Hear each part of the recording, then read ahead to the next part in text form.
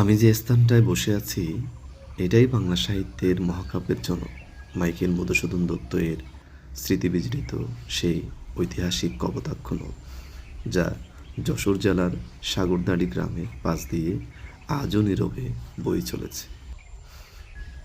এই ঐতিহাসিক পরিবেশেই বসে আবৃত্তি করছি মধুসূদন দত্তের অমর সৃষ্টি কপোতাক্ষ নদ।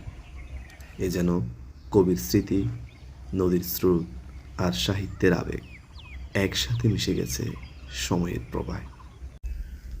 সতত হে নদ তুমি পরমোর মনে, সতত তোমার কথা ভাবিয়ে বিরলে, সতত যেমতি লোক নিশার স্বপনে শোনে মায়া মন্ত্রধ্বনি তব কলকলে। জোড়ায় কান আমি ভ্রান্তির ঝলনে, বহু দেশ দেখিয়াছি বহু নদ তলে, কিন্তু স্নেহে তৃষ্ণা মিটে কার জলে। দগ্ধ শ্রুতরূপী তুমি জন্মভূমি স্তনে, আর কি হবে দেখা যতদিন যাবে।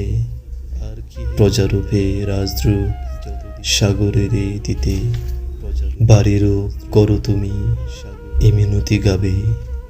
বঙ্গজনের কানে শখে সখারিতে, নাম তার এ প্রবাসে মজি প্রেম ভাবে। লইছে যে নাম তব বঙ্গের সঙ্গীতে।